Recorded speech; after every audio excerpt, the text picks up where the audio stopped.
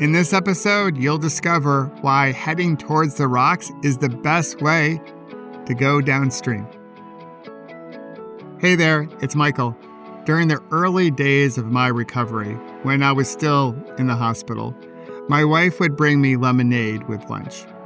Besides being super delicious, it was a reminder that we can take lemons and make lemonade.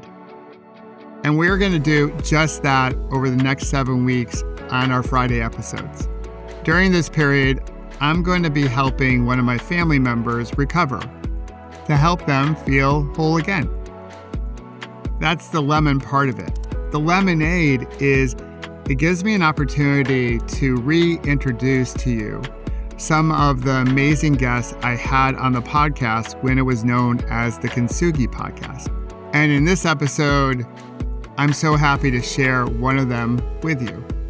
But before we get to the episode, I first want to say thank you for being here and thank you for being a survivor.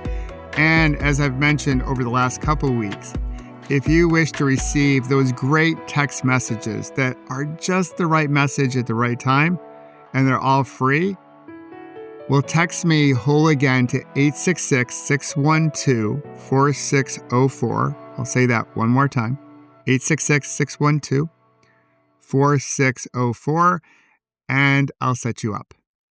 Now, let's get into today's episode. I sat down with Jacobi, an Olympic medalist from the Barcelona Games, right around the Paris Games. He is a fantastic human. Such great energy. I know you're going to love this conversation. In it, you'll discover why heading towards the rocks is the best strategy as we go through life, why start lines are actually better than finish lines, and how to let go from the whole notion that we need to be perfect. So if you're ready to discover these 3 gems and more from Joe, take a healthy breath in and a slow releasing breath out and get to know Olympic gold medalist Joe Jacobi.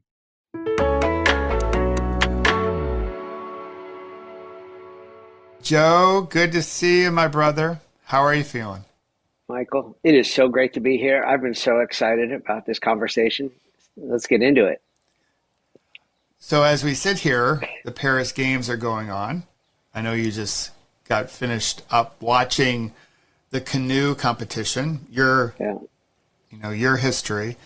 Yes. I would love for us to start our conversation. I would love for you to bring us to Barcelona and the Barcelona Games. And you and your partner, Scott, are right there at the start line. Yeah. Can you share with us what was going through your mind at that time, or in addition, your body? I love that you are starting with this question because so many people want to talk about the race and talk about the finish line. And one of my mantras in life, Michael, is start lines over finish line. I think how you are when you cross the start line is what matters, not how you are when you cross the finish line. So whitewater canoe slalom is interesting in that you're navigating whitewater river rapids, which is challenging enough. But in the slalom, you're navigating these sets of poles called gates, and you can't touch the poles with your boat body or paddle, or you get penalty seconds added to your time. And it's just one boat down the course at a time. So to your question about the start, before you get into all the action, get into all the chaos of the river, every athlete gets at least 60 seconds in the start line in this just quiet, peaceful place. And you just strip down all of the bravado, the talk, the uniforms. You're like naked in the start.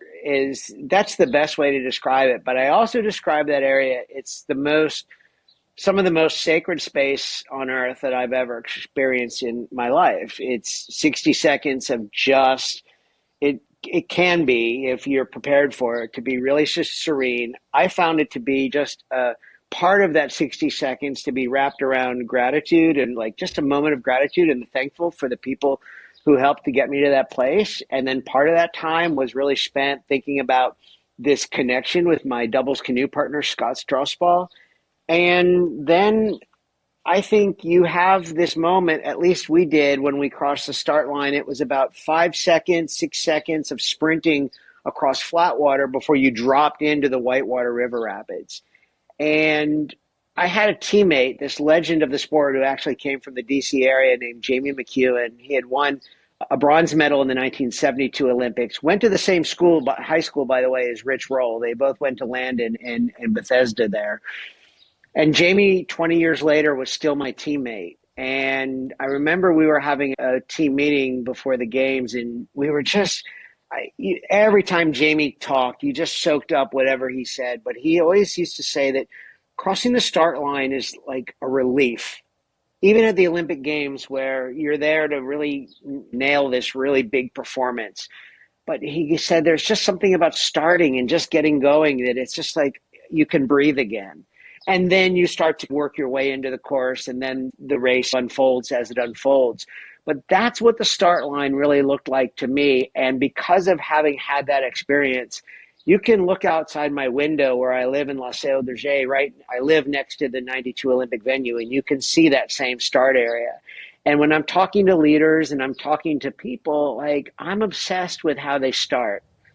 I'm obsessed with how they create that little bit of kind of sacred space around them before they go out and do what they want to do with intentionality and focus and with some purpose. But I don't think it just happens. I think managing that start is really important.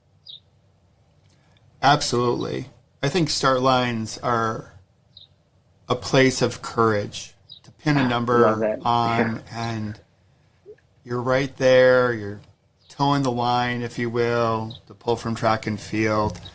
You don't know how the race is going to unfold. You've put so much into your preparation. It takes courage then to show up and say, we're going to do this. So as you and Scott are there, what were your goals? Because in popular culture, especially here in America, it's like, we're going to go for the gold medal. But we also know intellectually a whole bunch of athletes, I think there are 11,000 athletes in Paris right now. Some are just tickled pink that they're actually at the games, and they just want to compete and they want to represent their country. And a small percentage of those athletes have a chance to win gold. Where were you guys? What was that thought pattern? Because as kids growing up in this sport, I imagine you had dreams about being an Olympic athlete and being on the top step of the podium. We should circle back to that in a moment about what happened. And if you wish to further enhance your digital health, I'll invite you to take my smartphone wellness check. What we were thinking. And you can access it through the link in the show notes, or you can visit my website, which is michaelobrienshift.com. Go to and it's absolutely free, and lay it in will their help bed you at the scroll Olympic less Village and live don't more. Dream. Even and of course, if they know I hope you'll join us here on Whole Again every Monday, Wednesday, and Friday, like and discover how to heal, grow, and become more resilient. How can you not and celebrate our scars as golden symbols of strength and resilience? We certainly did that as well. Until then, realistically, remember, what did our results look like? You can always come back to your breath. We were good. We were You've got consistent. This, we had a lot of top five results, World Cups, World Championships. We had won a World Cup race. We had medaled in the United States. We had medaled in Europe in World Cup races. We had a lot of good. We had won. The thing was, there were two boats, one from Czechoslovakia. They were still together at the time, and one from France. They were just killing it the whole spring leading up to the 92 Olympics. So they were favored to take gold and silver in some way, shape, or form. And then there were like 10 boats that could battle for the bronze. And like, you'd put us in those 10 boats. And then, so that's just how the results were looking going into the race. And for us, our goal, you said it very well. I think that there are 11,000 athletes in Paris. And there were 17 doubles canoes in the 1992 Olympic final. And the thing is, I can't control the other 16 performances. Like it did, we had worked with a sports psychologist around a couple of different issues, but one thing that was just so apparent to Scott and me was that it's a bit it's a bit crazy to set goals that you really can't control. So the only goal that you really can control is your own performance. So this idea of going and doing the very best you can do sounds a little bit vanilla, but it's not. I mean, it's just like this is what it's all about, is like all you can do is do what you've practiced to do and what you're capable of doing, and really try to bring out your best on race day and race to your potential on race day. And we did a really good job of that.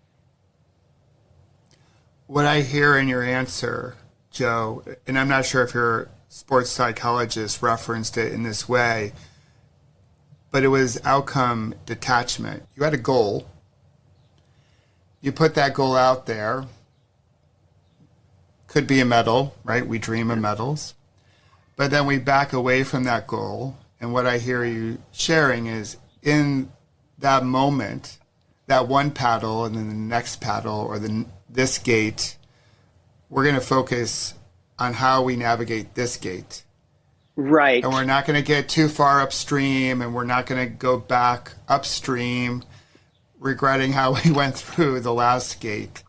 But the whole concept of having goals and then easing our grip on the goal so you can be in the moment to do the very best you can. I love that expression, outcome detachment. I wrote it down, and I would say, I don't even think I think if you can, it's even more so than just loosening your grip on it. I think that peak performers let it go. I don't think there's some part inside of you that's not going to forget that you really would like to win if possible. You're not going to forget how to do that. But I think you could look at the Tour de France. I don't think it does anyone any good to sit there and just wish the yellow jersey onto themselves. At some point, they've got to be tactical and run out a strategy. They got to do something that's within their control. They got to make their moves that are designed for them. And the same thing at the Olympics. I think that's what the best people do, is that they let go of the goals and they trust. Just because you're not obsessing, you're not like looking in the mirror saying 100 times, I'm going to be an Olympic gold medalist. I'm going to be an Olympic gold medalist. That wishing that on yourself is not going to move you closer to it. And I think you're right. I think it's letting go of it.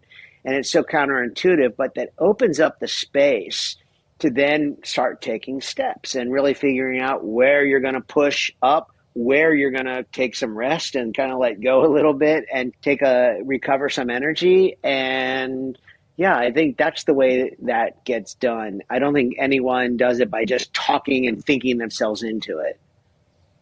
I totally agree. This is one of the hardest concepts I've had to, I was going to say master, but I haven't mastered it. But just trying to dance with it.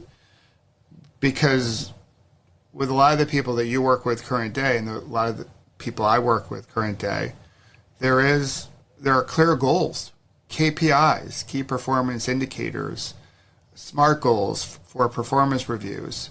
We're so goal oriented, we can really latch onto those. In a lot of ways, it helps guide people, but it can get us too far out in front of things, so we lose the present moment. So you guys are gold medalists. So going in, you weren't favored, as you just mentioned. Right. So what was the key for you guys? How did you do it? Give us the tea, Joe. How did you win the gold? It's so interesting. We were not the biggest. We were not the fastest. We were not the strongest. There were people who had us beat in that category. What we ended up doing is we ended up correcting mistakes better and more quickly, and just more on top of that than the other boats in the race in the moment. Or as Mike O'Brien might say, we put the pieces together, back together a little bit more quickly before other people did when we made mistakes. And we anticipated mistakes a little bit better before they happened. And it's really easy to talk about that where someone says, and they're thinking about the application of that to their life, to a relationship, to performance at work, to their even recreational athletic pursuits. But we're living proof that in certain situations like that can be good enough to win a gold medal at the Olympic Games. And so specifically what happened in our race, Michael, was that the athletes in our sport at the time, the rules then, you got 2 runs down the course and they take the faster of the 2 runs. So after the first run, we had a huge lead. We had a 6-second lead on the rest of the field after the first run. So those top boats, I don't know, they were nervous, but they just didn't get the performance they want. We got a pretty good one, and 6 seconds up in a 2-minute race, that's like being 30, 40 points up at halftime in a basketball game. Like it's a big lead, but you got to start over and do it again. And there's a chapter in the book that I write in my book, Slalom, which is less about us, and more about navigating the river of life. It's called The Anatomy of Bold Coaching, and it tells a story of what our coach did in between runs. And instead of just taking this very congratulatory way with us, he cleared out the U.S. team tent, and it was just us when we got there. We thought something had happened and everyone had gone home. And he comes in and he slams the clipboard down on the table, makes this loud thwack, and I'm sure you guys are happy, but let me tell you something. If you don't figure out a way to improve that second run, you guys are not going to leave here with a medal today. But he goes, I counted 5 mistakes here on my clipboard, and if you're ready to fix those 5 mistakes, he goes, I think we'll get a better run out of you guys on the second run. And that just took us from way up high, Michael, to just bringing us back down quickly. And it was such a bold move by a young coach to do that and to have that trust, that emotional trust to do that with us. And it reset everything. And at the 1992 Olympics, my canoe partner and I, we were the only ones to win both runs of the Olympic Games. We were the only ones. In fact, the other 3 competitive categories, the athletes that were winning after the first run, they failed to improve on the second run. They dropped 2 places to the bronze position, and other people won. And had we not improved, we would have dropped to the bronze position too. So we were the only boat at the 92 Olympics to win both runs. And it was a really big credit to our coaches. But it was all about correcting mistakes and, as Michael O'Brien would say, putting the pieces back together. There's so much goodness in what you just shared. I love what your coach did. Yeah, because he could have, maybe not at the moment. Who knows? But yeah, a little deflated because you guys are on a high. But this whole notion of going after incremental or marginal gains as a way to continue to shape your craft and get closer to mastery and that gold medal. And for a lot of folks out there, moving it from the Olympics to just everyday society, we can make a lot of different marginal gains, just small little adjustments that can make a huge difference. The other thing I loved about what you shared was this whole concept of course correcting.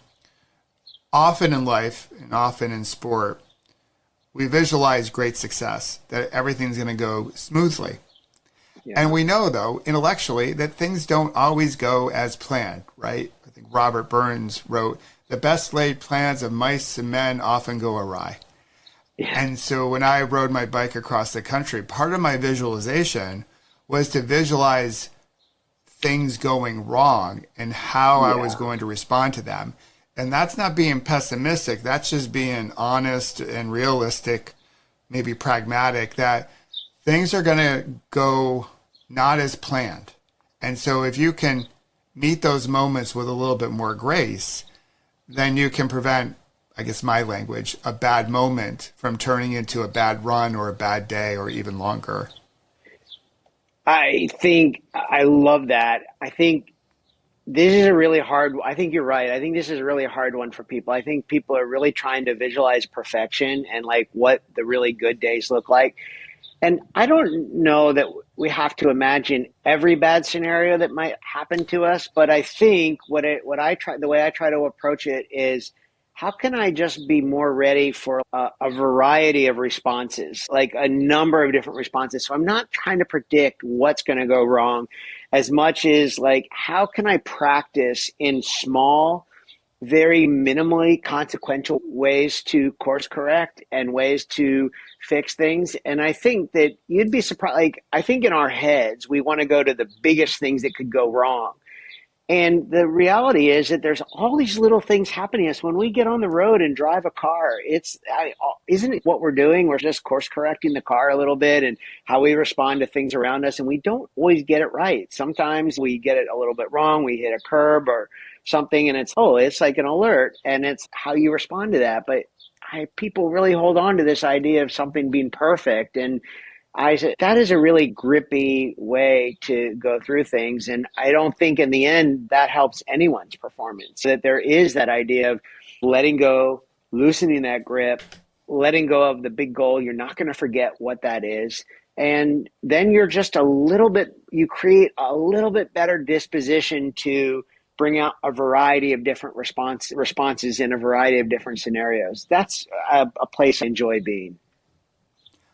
I really appreciate what you said about perfection, because you often hear from sports commentators, really around the Olympics, that was a perfect run or that was a perfect routine.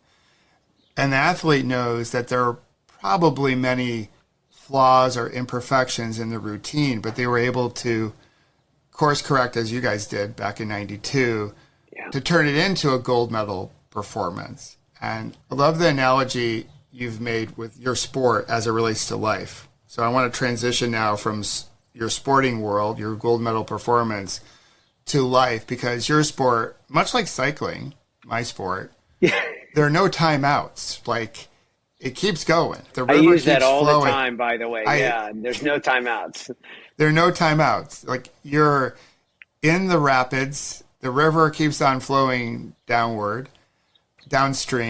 no timeouts, outside in all the conditions, much like cycling in a bike race like the Tour de France, there are no timeouts. They're doing it outside in all the elements. And so how do we then use this analogy when we think about life? Because with life, the river keeps on flowing downstream. How can we better navigate the river, navigate all the different gates that may be popping up in our way? I love this. I think there's a lot to this. Is that I think the first thing a couple of things come to mind for me as you ask the question, and there really are a lot of ways to answer this. But the first thing that comes to mind is that I think sometimes is how we believe the river is going to behave, especially in the future. I think we always believe that like killer Death Fang Falls is right around the bend and we're going to go over this 100-foot waterfall and we're all going to die. We don't have any paddles and life jackets and we're going to land on rocks and that's the end.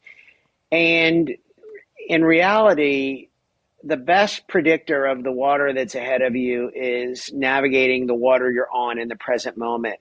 Usually what people I think are most scared of is not that this idea that they're headed towards a horizon line with 100-foot drop off below it.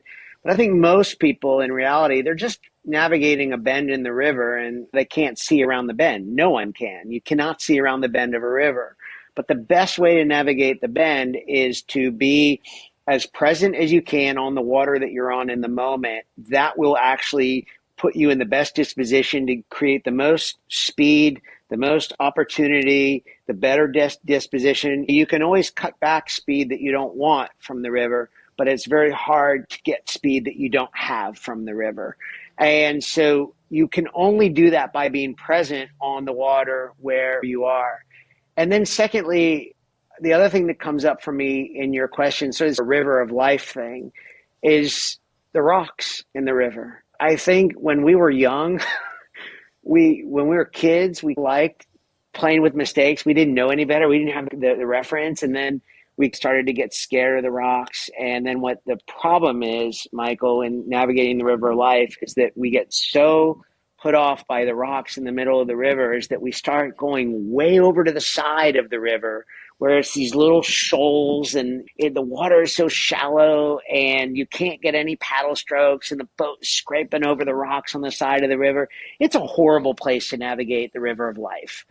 The thing about being out in the middle of the river and what I call aiming for the rocks is that when you aim for the rocks, and these are the challenges, these are the consequences, these are the things that sort of make you feel a little bit nervous, bring a little bit of friction into your life, is that every time we confront one of those situations, we almost always pass it feeling a little bit better. And I believe there's actually like a hydraulic reason for this, is that the water in the middle of the river is not only deeper and faster, but when it piles up on a rock, on the face of the rock, it looks like really scary. And you have this concrete rock, you have this big fixed obstacle in the middle of the river. No, I don't want to be there. But if you actually go close to it, the water is just energy. So eventually what happens is that water releases really quickly around the side of the rocks, and you often find more speed, more power to align with next to the rock. So instead of running from the things that that you need to confront and avoiding them, if you go closer to them, yeah, there's going to be some hard conversations. There may be some hard feelings. There may be some discomfort. But you know what else there is? There's faster water with which to align. There's more growth opportunities. And this is the magic of the river and talking about flow in this way. We got to get ourselves back into the middle of the river where the rocks are. And by the way, rocks are not only just these fixed points. If you start to think about a rock, what does it really do? All it's doing is deflecting the energy in a slightly different direction. And it's just putting you on a slightly different course where the good flow of life is. That's where we like to be, but it's so easy to catch yourself. And I don't mean a few days, a few weeks, a few months. For some people, it's like years and decades of avoiding something that really needed to be confronted a while back. But you get so used to being hung up on those shallow shoals on the river of life. And I'm trying to get people back out into the middle of the river again. So good. Oh, I love what you just shared. And there are a whole bunch of people that are not only just on the sides of the river, near the banks, they're up on the banks. They're not even touching the water. They've checked out of life so much. They're back at the boathouse watching other people do their dancing on the river. So I love the fact that you're committed at this point in your life, really your whole life, of getting people on the river, in the deeper water, in the faster water. One more thing that I think is really important, I think this plays into both the cycling and the paddling metaphor, is I love the no timeouts. Like people can drop all the football and basketball analogies on me you want, but I'm like, oh, you mean that sport when things get really hard, you get to stop everything? I'm sorry, but like I love those two sports as well, but you don't get to stop in cycling and paddling. So the transitions become on the move. So the success really becomes in that seamless transition of plan A to plan B to plan C to D, E to F. It just keeps going down the line. And I know this to be as true in cycling as it is in paddling. I think that is a huge skill, that ability to adapt. And that doesn't mean you're not going to, at some point, take a rest. At some point, the Peloton is going to keep moving, and there will be times where, it is moving and you'll rejoin it, but you're not always going to be with it. There are times where we catch an eddy on the side of the river and the river flow keeps on going. The goal is not to be out there all the time. It's to start to give yourself the intentionality and the awareness to catch eddies. That's the slack water in the river when you want it, to either redirect your boat, take a quick rest, or be at peace with where you are at the moment. I mean, the whole thing is an experience. I just had one of those experiences yesterday, Joe. So I was with a local ride. It's called the Rocket Ride. So it's a pretty quick ride. We're going over some pretty bumpy asphalt, and my second water bottle popped out of my cage. We're going about 28 miles an hour at the time. So what's that? 47K thereabouts per hour. That's fast. Yeah. So there was no way to stop to get the water bottle. The temperature was about 90 degrees. So it's a hot, humid day. You need your hydration. And so in this moment, again, no timeouts in this sport, what do? You can freak out that you've lost your water bottle. You might wish to stop and go back, but if you do, the Peloton's up the road. You've lost the ride. So I decided, hey, the ride right now is on this current pedal stroke. If I lose my attention in a group of other cyclists on rough road, I could end up crashing. So we focus in on where we are right now, and I'm going to ride with these guys as long as I can until I run out of water in my first water bottle. And eventually I had to stop and went to a convenience store to get some water. It wasn't a big race, so I could do that. But to your point, the Peloton went up the road, but I made the call for safety at that point in time, just for my own hydration. Didn't want to get dehydrated and bonk and all that jazz. But in that moment, I could have easily had a freak out, and I would have lost my attention on all the wheels around me. So I love what you just said. So on this concept of speed, though, one cool thing that I think you get to see is that you no longer live in the States. As you mentioned, you live in Spain. You can look over the pond at America, and it seems to be going pretty quickly, as is the rest of the world, going pretty fast. I know you work with leaders and corporations in Europe, in America. How do we get more comfortable with how quickly things seem to be going? Because it feels like we're not fluid with the speed, we're not one with the speed, but we're almost reacting to the speed in a chaotic way. So I'd love for you to share what's some of your guidance you provide to people to, in the quickness of the water, be able to still slow the boat down, if you will. I think your story about the second water bottle was actually really instructive and really interesting here in answering this question. Because what I heard you say when you told that story relative to looking around you, let's just say that rocket ride, the Peloton, let's just call that the speed of life in the US right now, move. I think what I heard you say was, or what I felt from you was that losing the second water bottle, you treated it just as new information. That's all it was. It just became new information for you. There was a moment where you had to decide, and okay, that's it. That's information. I've got this. Let's just see how we go. And then secondly, and this is where I think your question really gets answered, Michael made a decision based on what's best for Michael. Ride for a while, see how far it works out. Maybe it'll get you to the finish line. Maybe it'll get you to a convenience store. The main thing is that if you really want to escape, I think some of those feelings that you're alluding to and those feelings that I notice about the US, the only way this happens is for you to figure out, I call it developing your competitive edge, learning how to win, but in a way that works for you, your own way. And that sounds good. That sounds, oh, I want to do that mindset shift. But the behavior change is really different.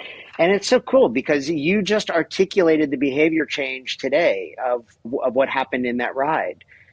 New information, and you made a decision based on what's best for you. By the way, you're not someone that's trying to win the Tour de France right now.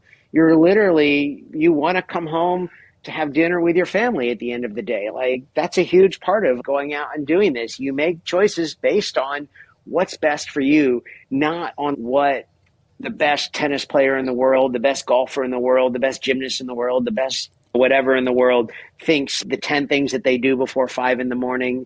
Come on, that is not going to help develop your competitive edge. We were talking about this before we recorded. It takes a lot of patience to learn how it is for you to compete. And by the way, when I say compete, I think there are some challenges when you completely go overboard and be like, I want to win everything. And you do a tight grip, double fisted. And on the other side, I think it's a pretty dark place to be like, I never compete. I just want, I think we go back and forth on this competitive edge.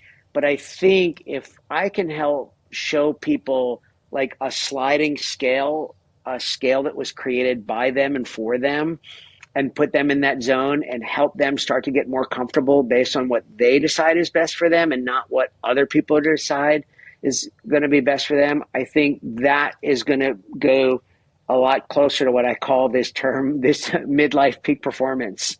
And it's just a coin that I've been playing with. But I think the difference between that midlife peak performance and like peak performance when I was an Olympian, the only difference is that in midlife, you better define it for yourself and figure it out for you, or else someone is going to do it for you. And that's going to be more challenging. That's going to be more problematic over time. That's what I believe.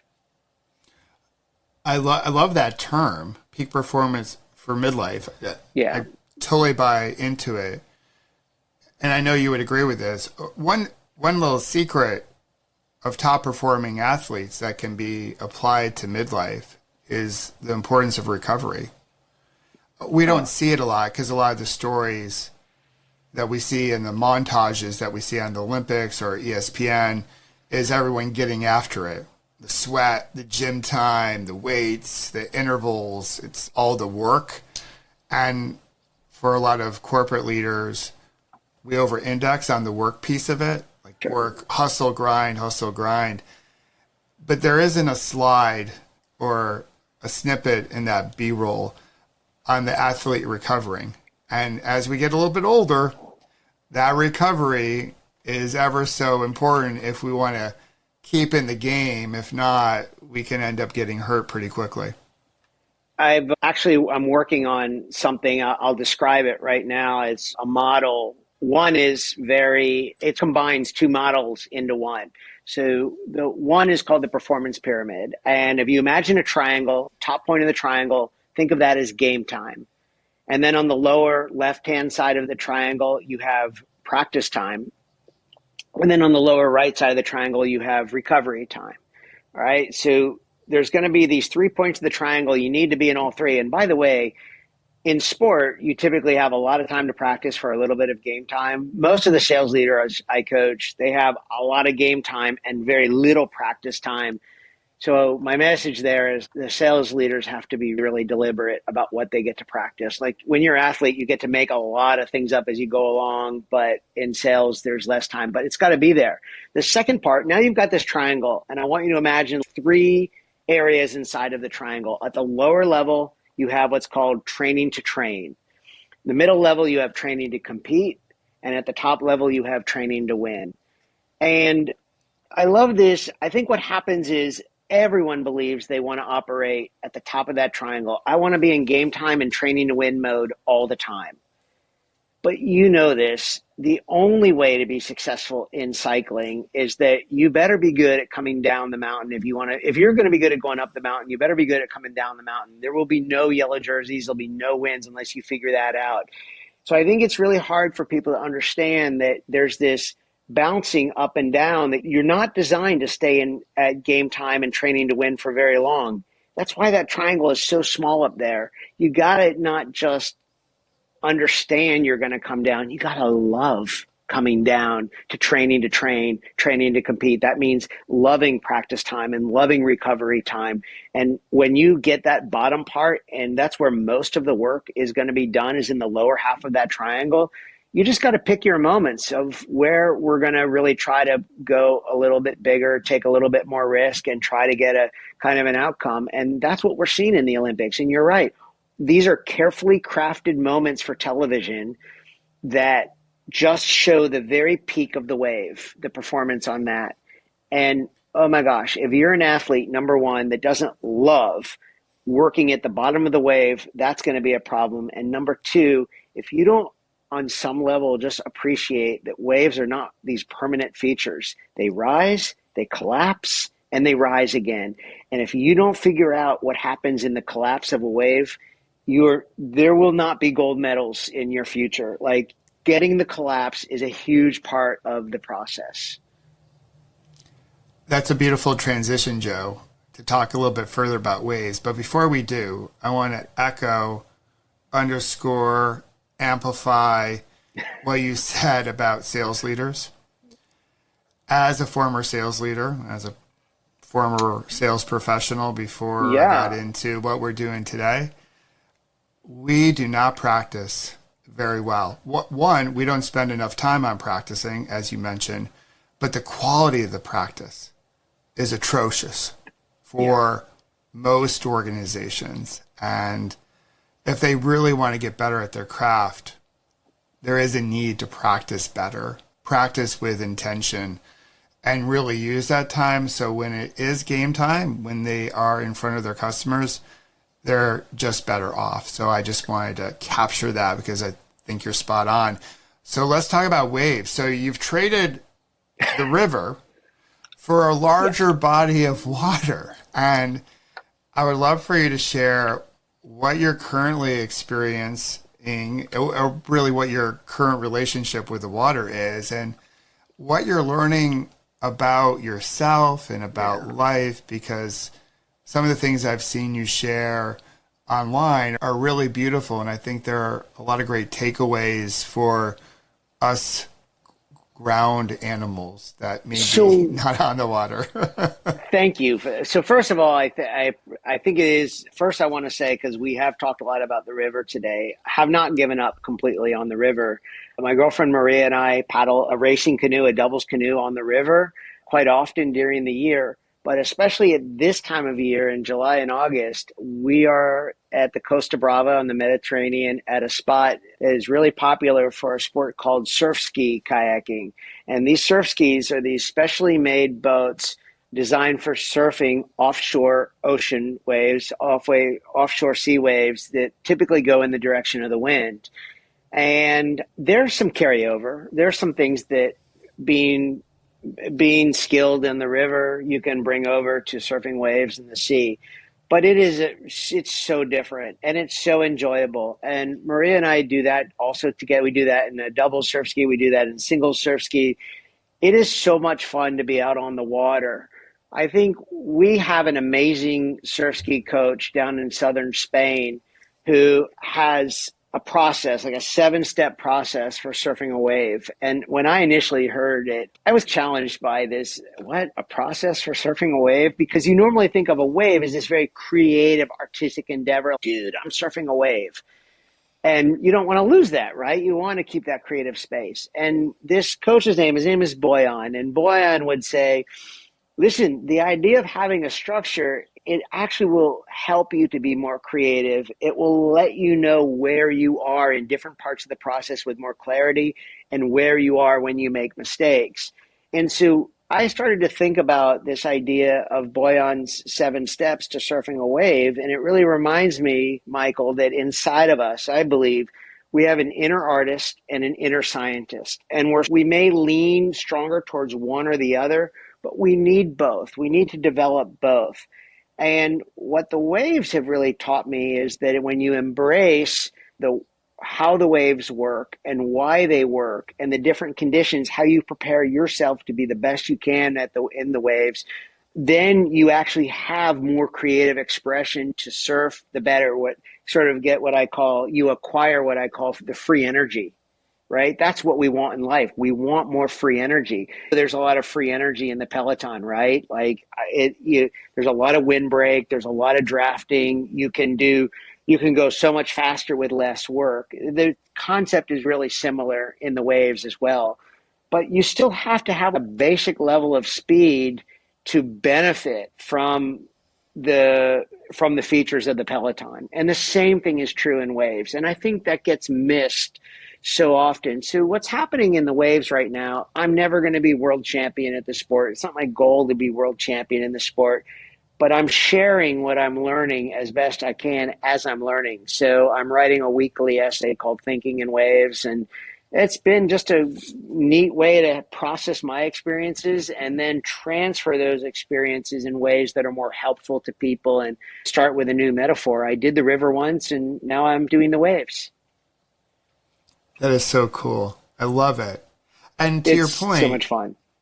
yeah, to your point, going back to the Peloton, at slow speeds, 10 miles an hour, 12 miles an hour, there isn't much benefit from drafting.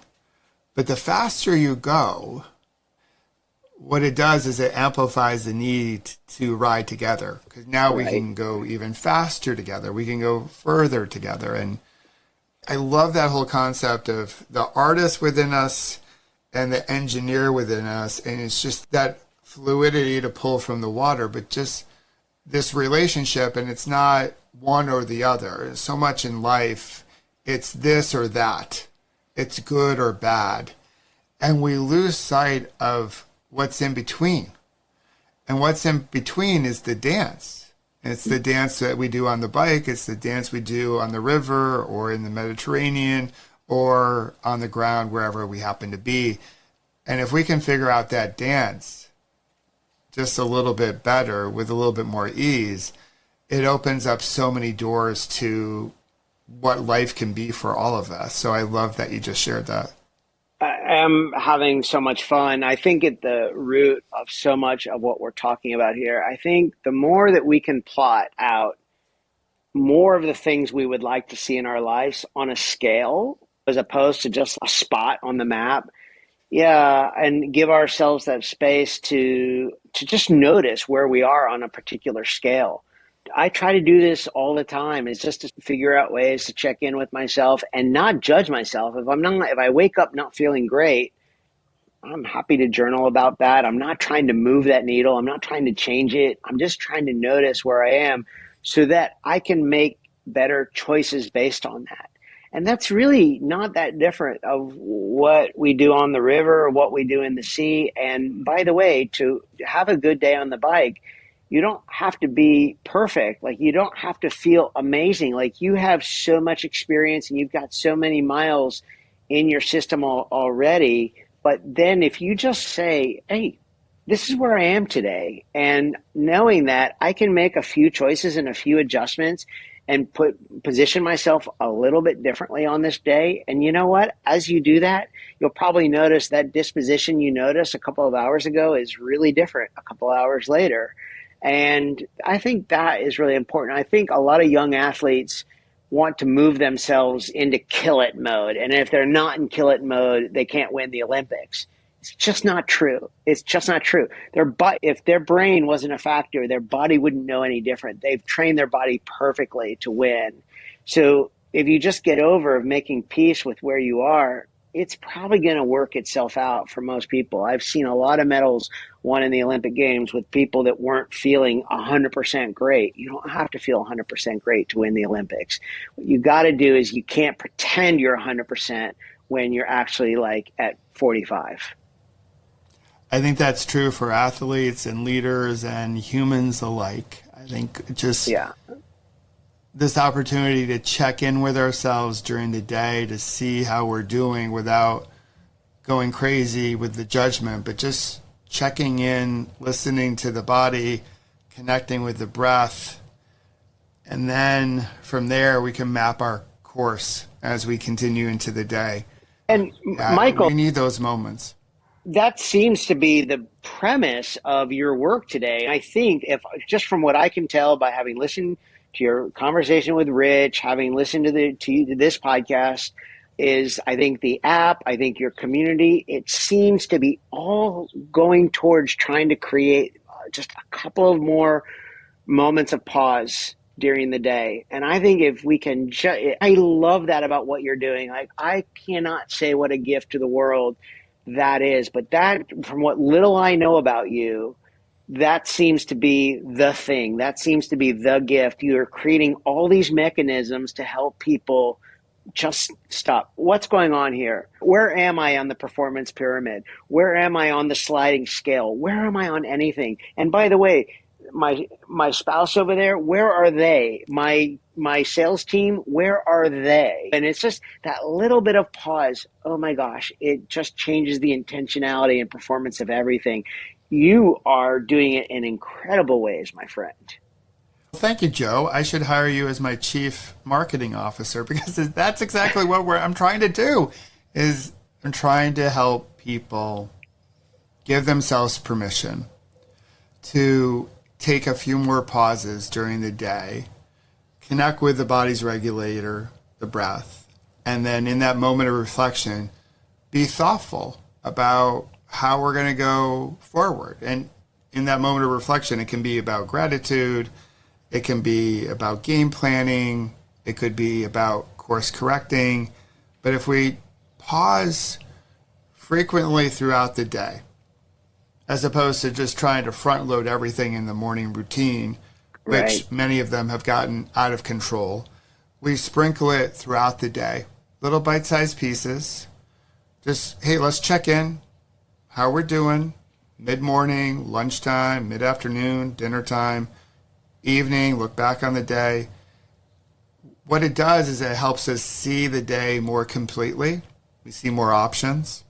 Yeah. We can let go of some stress. We can better focus.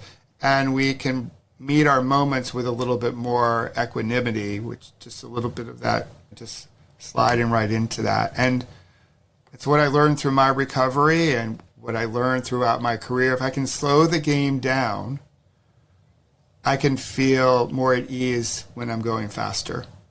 Whether you're in a canoe or riding a bike or in a conference room somewhere. Michael, I just one question I've been wanting to ask you. I'd love to be able to do this on the podcast in this conversation. I listened to your conversation, the whole conversation with Rich Roll, which was amazing. So I know about your story from that day as you told it. And I see you now. And by the way, I love like-heartedness. I've been using that so much, with all credit to you. I love that expression. What, how were you before the accident? Like, we can feel that heart today. Was it similar? Was it like that before the accident as well?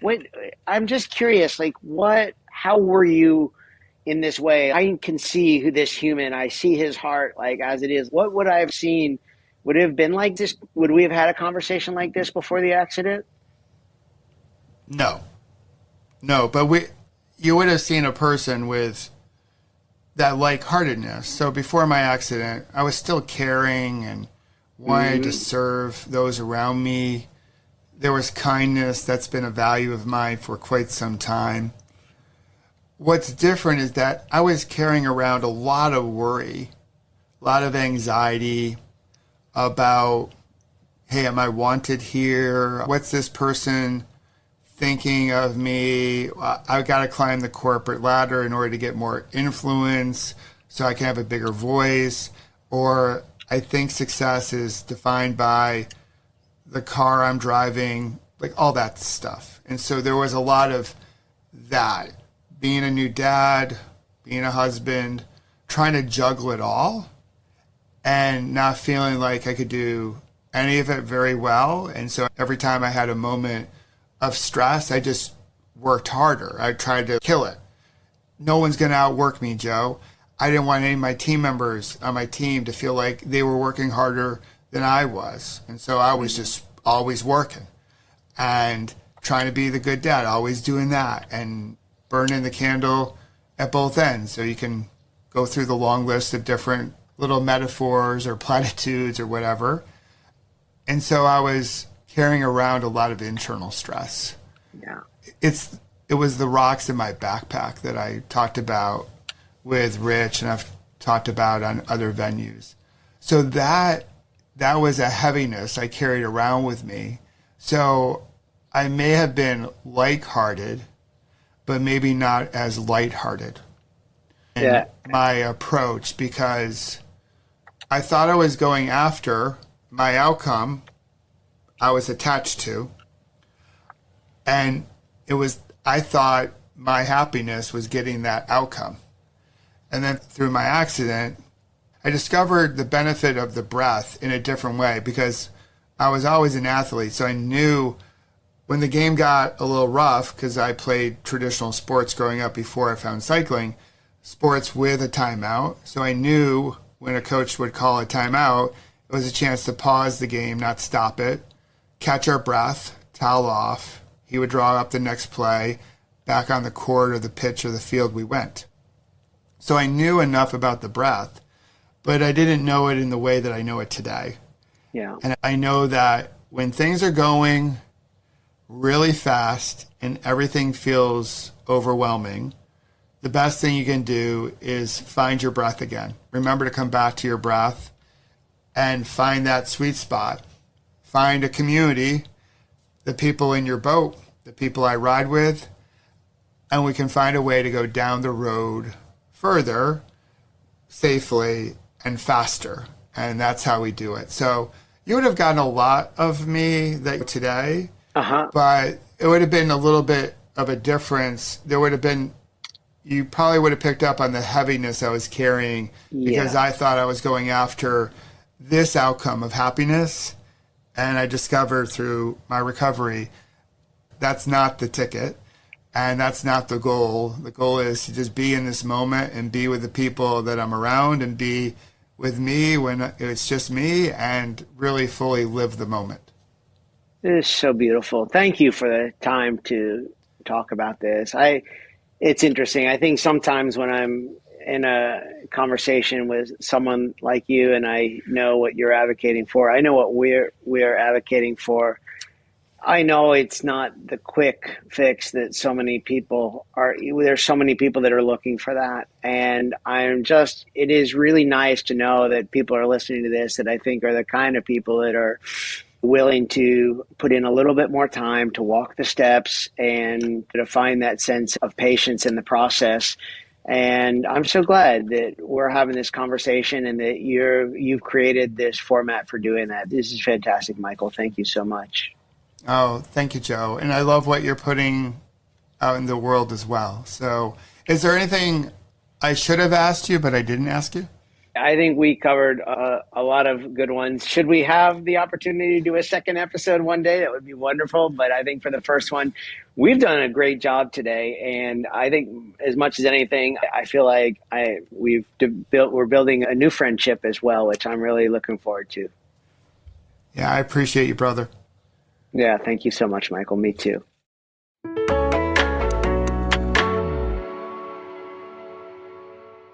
I hope you enjoyed this conversation with Joe from the days when the podcast was known as the Kensuke Podcast. Joe's wisdom can be applied to our recovery, in particular, this whole notion of course correcting as we go through what we're going through, as well as what he also shared about heading towards the rocks. Isn't that the truth when we go through what we're going through? And of course, the whole notion that start lines are better than finish lines. Because as we recover, we all are starting anew on our way to stepping into who we're becoming. Again, I hope you enjoyed the conversation with Joe, and I hope you'll check him out and connect with him. And as always, thank you for being here and being part of our Whole Again community. And most importantly, thank you for being a survivor. And one last time, if you want to receive those text messages that come at the perfect time, send me a text to 866-612-4604 and I'll set you up.